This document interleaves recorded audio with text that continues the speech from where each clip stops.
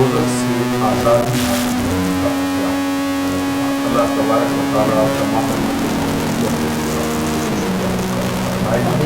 اور دوزخ سے آزادی حاصل کریں۔ آمین۔ آج رات نماز تراویح میں قرآن مجید کا جو حصہ ہمارے یہاں تلاوت کیا جا رہا ہے وہ 26ویں پارے کا ہے۔ 26واں پارہ جو ہے اس کے اندر 6 سورتیں ہیں۔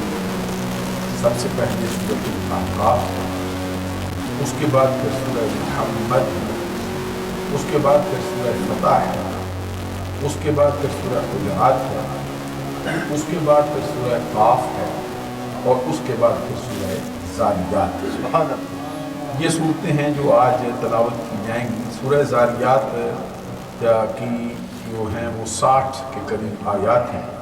30 آیات سے 26ویں پارے کے آخر میں ہیں، وہ پڑھی جائیں گی، اور آج 26ویں پارے سے آغاز ہوگا۔ سورۃ الاحقاف یہ نزول کے اعتبار سے مکی صورتوں میں سے ہے۔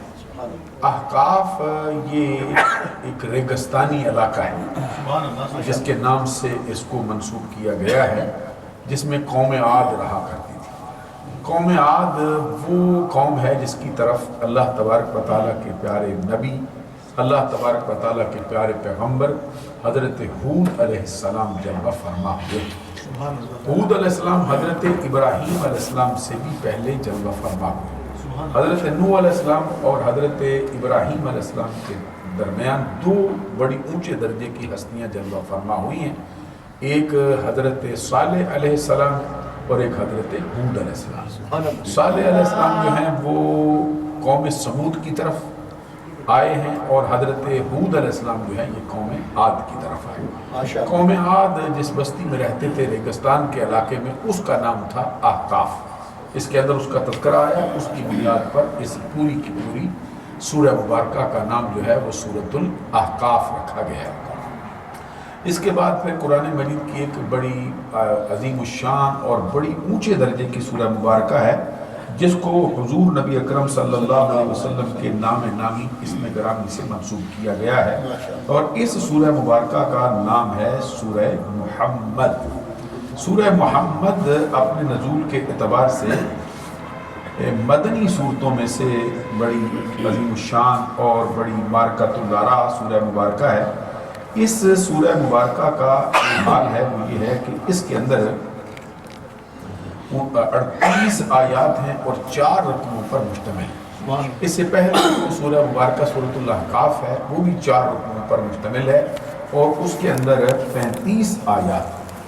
یہ سورہ مبارکہ سورہ محمد، چونکہ اس کے اندر حضور نبی اکرم صلی اللہ علیہ وسلم کا نام نامی اسم گرامی وہ اس کا تذکرہ آیا ہے، والذین آمنوا وعملوا الصالحات وآمنوا بما نزل علی محمد وهو الحق من ربهم کفر عنہم سیئاتہم واصلح بالہم۔ چونکہ نبی اکرم صلی اللہ علیہ وسلم کا نام نامی اسم گرامی اس میں آیا ہے، اس وجہ سے یہ نبی اکرم صلی اللہ علیہ وسلم کے نام پر منسوب کر دی گئی ہے۔ تو آپ کے ذہن میں یہ بات ہونی چاہیے کہ پورے قرآن مجید میں حضور نبی اکرم صلی اللہ علیہ وسلم کے صفاتی نام متعدد مرتبہ آئے اور بار بار آئے، لیکن جو سرکار کا ذاتی نام ہے محمد، وہ پورے قرآن مجید کے اندر 4 مرتبہ استعمال کیا گیا ہے، اور 1 مرتبہ حضور نبی اکرم صلی اللہ علیہ وسلم کا اسم گرامی احمد وہ 1 مرتبہ ہے۔ پورے قرآن میں 4 مرتبہ لفظ محمد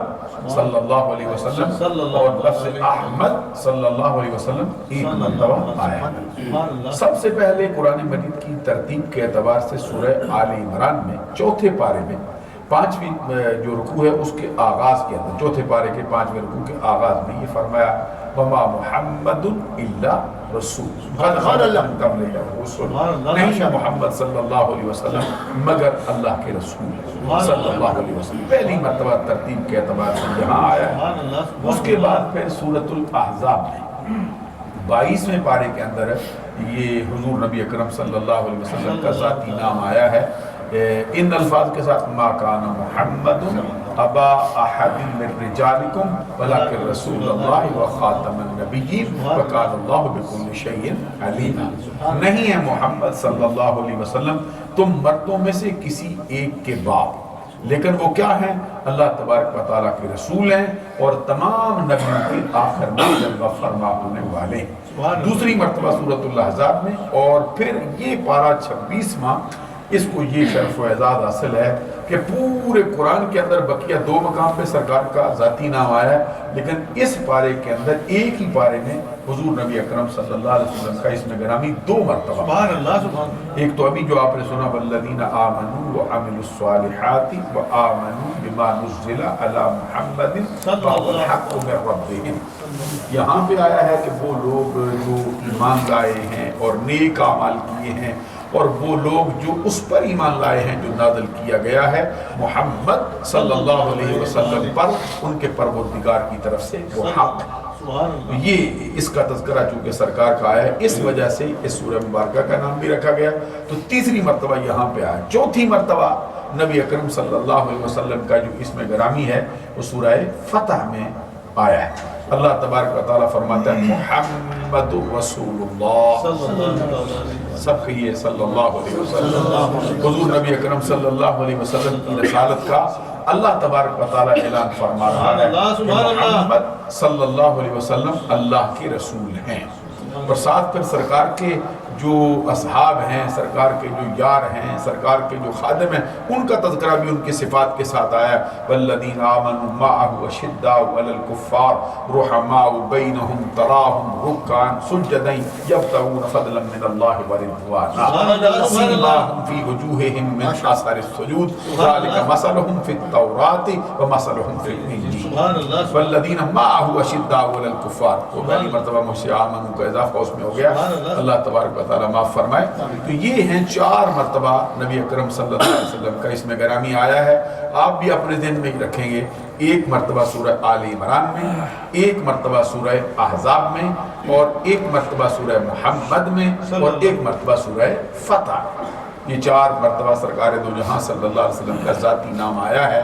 और पहली मरतबा 4थे पारे में आया है, दूसरी मरतबा जो है वो 22वें पारे में आया है, और 2 मरतबा 26वें पारे के अंदर आया है। सुभान अल्लाह, सुभान अल्लाह। और नबी अकरम सल्लल्लाहु अलैहि वसल्लम का जो इसमें गिरामी है अहमद, ये सूरह सफ में, सूरह सफ कहाँ 28वें पारे, वहाँ पर नबी अकरम सल्लल्लाहु अलैहि वसल्लम का इसमें गिरामी आया।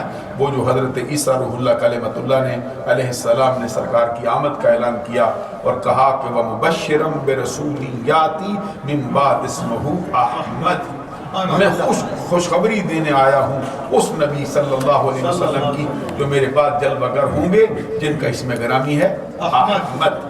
चूँकि हज़रत ईसा रूहुल्लाह कलिमतुल्लाह आसमानों पर जलवा फरमा होने वाले, इसलिए उन्होंने नबी अकरम सल्लल्लाहु अलैहि वसल्लम का वो नाम लिया है जो आसमानी कायनात में ज़्यादा मशहूर है। और सही एक हदीस आती है जिसमें नबी अकरम सल्लल्लाहु अलैहि वसल्लम फरमाते हैं कि आना अहमदु फिस समाए मुहम्मदुन फिल अर्द। सुभान अल्लाह। ये अहमदु है, ये इसमें तफसील भी है और ये गैर मुनसरिफ भी है, इसके ऊपर तनवीन नहीं पड़ी जा सकती है, इसका एक कायदा है। तो गैर मुनसरिफ होने के जो असबाब हैं माना सरफ के 9, वो अदल है, वसफ़ है, तानीस है, मारफा है, उजमा है, जमा है, तरकीब है, वज़न फ़ेल है, अलिफ नून ज़ाइदता। इसका हुक्म ये है कि इसके ऊपर न तनवीन आ सकती है और न इनके नीचे ज़ेर आ सकती है। हुज़ूर नबी अकरम सल्लल्लाहु अलैहि वसल्लम ने अपने 2 नामों के बारे में ये फरमाया, आना अहमद फिस समाए व मुहम्मदुन फिल अर्द, मैं आसमानी कायनात में अहमद हूँ और ज़मीनी कायनात के अंदर मुहम्मद। और एक हदीस के अंदर नबी अकरम सल्लल्लाहु अलैहि वसल्लम ने अपने 5 नामों का तज़किरा फरमाया कि अल्लाह तबारक व तआला ने मेरे लिए 5 नाम बतौर ख़ास पसंद फरमाया। इन्नली खम्सतु अस्मा, अल्लाह तबारक व तआला ने 5 नाम मेरे लिए बतौर ख़ास पसंद रखे हैं। उसमें से फरमाया आना मुहम्मदुन सल्लल्लाहु अलैहि वसल्लम। क्या शान है और क्या मर्तबा है और क्या वो वक्त होगा जब सरकार ये फरमाते होंगे मोहम्मद, मैं मोहम्मद सल्लल्लाहु अलैहि वसल्लम। फिर फरमाया वो आना अहमद, मैं अहमद हूँ।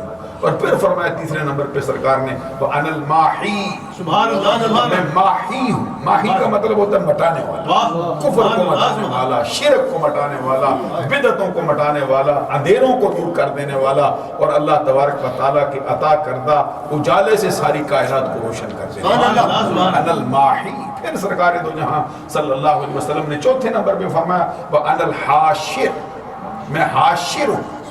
یہ حاشر بھی حضور نبی اکرم صلی اللہ علیہ وسلم کا اپنا اسم گرامی, اور خود حضور نے مانا بھی اس کا آپ بھی بیان فرمایا حاشر وہ ہوتا ہے جس کے قدموں پر پوری کائنات کا حشر ہوگا.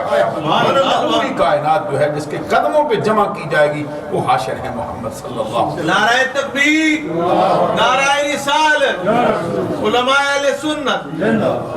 اب یا تو نعرہ لگنا نہیں چاہیے, اگر لگے تو پھر جواب. نعرہ تکبیر, نعرہ رسالت, نعرہ غوثیت, علماء اہل سنت. یہ چار نام بیان فرمائے. پہلے فرمایا کہ میں محمد, پھر فرمایا میں احمد, پھر فرمایا میں ماحی, پھر فرمایا میں حاشر صلی اللہ علیہ وسلم, اور آخر میں فرمایا وَأَنَا الْعَاقِبُ میں عاقب ہوں. اور عاقب کا معنی بھی سرکار دو جہاں صلی اللہ علیہ وسلم نے آپ بھی بیان فرمایا عاقب وہ ہوتا ہے الذی لیس بعدہ نبی. عاقب اس کو کہا جاتا ہے جس کے بعد کوئی نیا نبی آنے والا نہ ہو. میرے لیے چونکہ میں سب سے آخر میں جلوہ فرما ہوا ہوں, میں سب سے آخری نبی, میرے بعد کوئی نبی نہیں آ سکتا. تو یہ نبی اکرم صلی اللہ علیہ وسلم کے اسماء کی جو گزارشات تھی وہ میں آپ کی خدمت میں پیش کر رہا تھا. اور یہ اس کے بعد جو سورہ محمد کے بعد ہے یہ سورہ فتح. فتح جو ہے یہ اپنے نزول کے اعتبار سے مدنی سورہ. سورہ محمد بھی مدنی ہے, اور سورہ فتح جو ہے یہ بھی مدنی ہے. آگے پہ سورہ حجرات آئے گی وہ بھی مدنی ہے.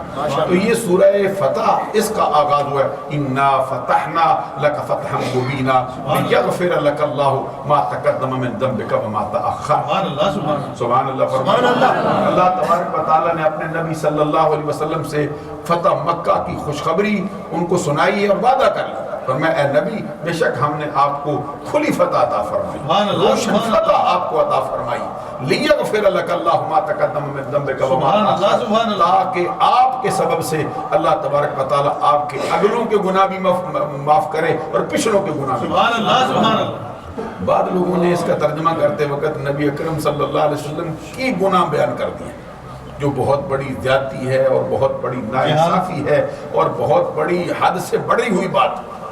ترجمہ کیا ہے لیکن کہا ہے کہ نبی ہم نے آپ کو کھلی فتح عطا فرمائی ہے, اور آپ کے وہ گناہ جو آپ نے پہلے کیے وہ بھی بخش دیے ہیں, جو آپ بعد میں کریں گے وہ بھی بخشیں. یہ سراسر زیادتی, حالانکہ نظریہ اسلام میں یہ نبیوں کے لیے بات ہے. میں کئی مرتبہ پڑھتا رہتا ہوں کہ اہل سنت کا جو عقیدہ عقائد کی کتابوں میں ہے کہ ان الانبیاء کلہم معصومون عن الخطاء عن الصغیرۃ والکبیرۃ وبعد النبوۃ. اللہ تبارک و تعالیٰ کے سارے نبی گناہوں سے پاک, چھوٹے گناہوں سے بھی پاک ہیں, بڑے گناہوں سے بھی پاک ہیں, نبوت کے اعلان سے پہلے بھی پاک ہیں, نبوت کے اعلان کے بعد بھی پاک ہیں. اب ان ترجمہ نگاروں کا حال ذرا ملاحظہ فرمائی جنہوں نے ترجمہ کرتے وقت یہ کہا کہ اے نبی ہم نے آپ کے لیے کھلی فتح کو کھول دیا ہے, اور آپ کے جو گناہ آپ نے پہلے کیے وہ بھی بخشے, جو بعد میں کریں گے وہ بھی بخشے. تو یہاں اعلیٰ حضرت امام محمد رضا رحمۃ اللہ تعالیٰ علیہ نے جو معنی کیا ہے فرماتے ہیں لیغفر لک اللہ ما تقدم من ذنبک وما تأخر, تاکہ آپ کے سبب سے رب ذوالجلال آپ کے پہلوں کے گناہ بھی معاف کرے, آپ کے پچھلوں کے گناہ. امت محمدیہ کے گناہوں کی بات ہے جس کے لیے نبی اکرم صلی اللہ علیہ وسلم کو ہر وقت فکر رہا کرنا.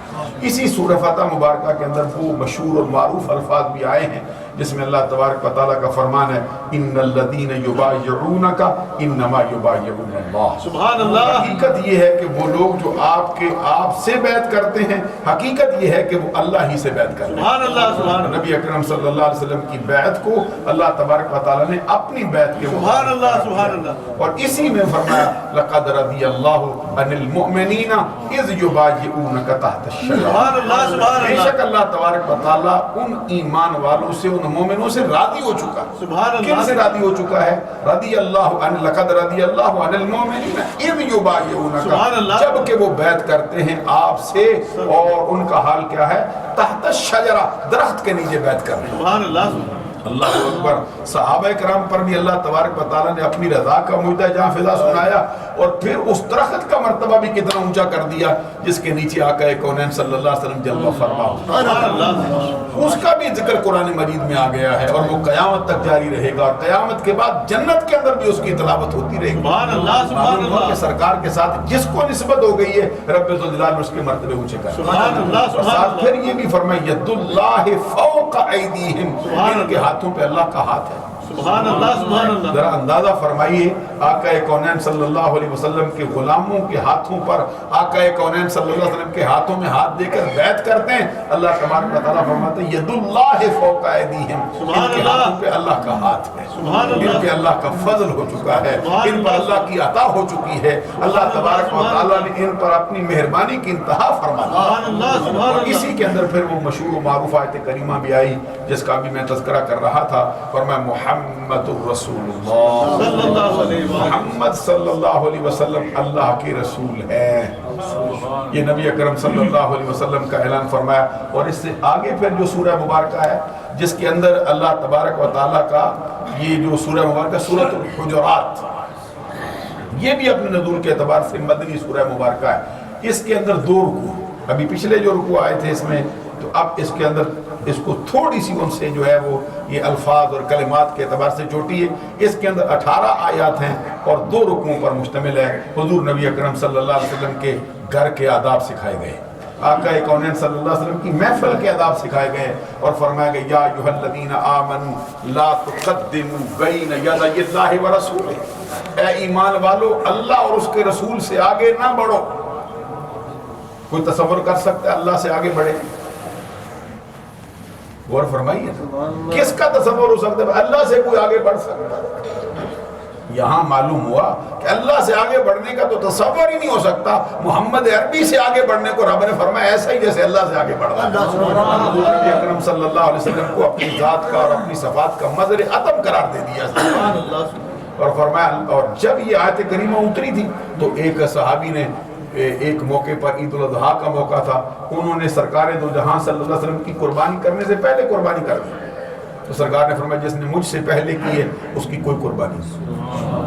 اور حالانکہ وہ ذبح بھی اللہ کے لیے کر رہا ہے, وہ قربانی کے دن میں کر رہا ہے اور نیت بھی اس کی صاف ہے. اس نے عرض کیا اٹھ کے سرکار کی بارگاہ میں, سرکار میں ذرا دیہات میں رہتا ہوں تو میرے اڑوس پڑوس میں میرے نیبرہڈ میں کچھ ایسے افراد ہیں جو غریب غربا ہیں, تو میرا ارادہ یہ تھا کہ ان کو بھی گوشت مل جائے. کوئی میری ایسی نیت نہیں تھی, لیکن سرکار نے فرمایا چونکہ رب کا فرمان ہو چکا ہے, جتنی بھی تیری نیت اچھی ہو, یہ گوشت ہو سکتا ہے, صدقہ ہو سکتا ہے, اس کو قربانی نہیں کہا جا سکتا. قربانی نہیں ہے کیونکہ مجھ سے پہلے ہو گئی. یہاں اندازہ لگا لیجئے کہ اعمال کو قبولیت سرکار کے صدقے سے مل رہی ہے. اعمال جو ہیں وہ اعمال بنتے ہی تب ہیں جب محمد عربی کا توسل ان کو ملتا ہے. سرکار کا صدقہ بیچ میں آتا ہے تو شرف قبولیت ہوتا ہے, وگرنہ رادہ درگاہ کرتی ہے. تو پھر اس صحابی نے عرض کیا سرکار اب میں کیا کروں, قربانی میں جانور تو ذبح کر چکا ہوں. تو سرکار دو جہاں مہربان ہو گئے, سرکار کے اختیار کا حال بھی ملاحظہ فرمائیے. فرمایا تیرے پاس کوئی جانور ہو تو بتا نا. وہ کہتے سرکار صرف 6 مہینے کا بکری کا بچہ رکھتا ہوں اور کچھ نہیں. تو سرکار دو جہاں صلی اللہ علیہ وسلم نے فرمایا جا تیرے لیے وہی قربانی کے لیے جائے. اب پوچھا گیا سرکار کسی اور کے لیے بھی یا صرف میرے لیے؟ فرمایا صرف تیرے لیے, کسی اور کے لیے. یہ نبی اکرم صلی اللہ علیہ وسلم کے اختیار کا حال بھی ملاحظہ فرمائیے کہ نبی اکرم صلی اللہ علیہ وسلم کے اختیار کا دائرہ کتنا وسیع ہے. ہر شخص کو معلوم ہے کہ قربانی کا جانور جو ہے وہ کم از کم بکری اگر ہو تو یہ اس کی نسل سے ہو تو اس کی عمر 1 سال کم از کم ہو تو ہو سکتا ہے, وگرنہ نہیں. تو سرکار نے فرمایا 6 ماہ کا تیرے لیے جائز کر دے. یہ سورۃ الحجرات, اور حجرات جو ہے یہ حجرے کی جمع ہے.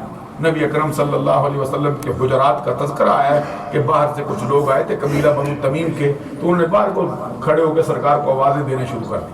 تو اللہ تبارک و تعالیٰ نے ان الذین ینادونک من وراء الحجرات اکثرهم لا یعقلون, وہ لوگ جو تجھے حجرے کے باہر سے کھڑے ہو کے آوازیں دیتے ہیں اکثر ان میں سے بے عقل ہیں. یعنی سرکار دو جہاں صلی اللہ علیہ وسلم کے گھر کے آداب سکھائے جا رہے ہیں کہ باہر سے کھڑے ہو کر آواز اس طرح نہ دو جس طرح ہم لوگوں کو دیتے ہیں. اللہ تعالیٰ عمل کی توفیق عطا فرمائے. اس کے بعد پھر سورہ قاف ہے, اور سورہ قاف جو ہے اس میں قرآن مجید کی آخری منزل جو ہے اس پہ آغاز ہو جاتا ہے. اس کے بعد سورہ زاریات ہے, اس پر بیان ہونا چاہیے تھا لیکن وقت جو ہے وہ ہو گیا ہے. انہی الفاظ پر ختم کرتا ہوں.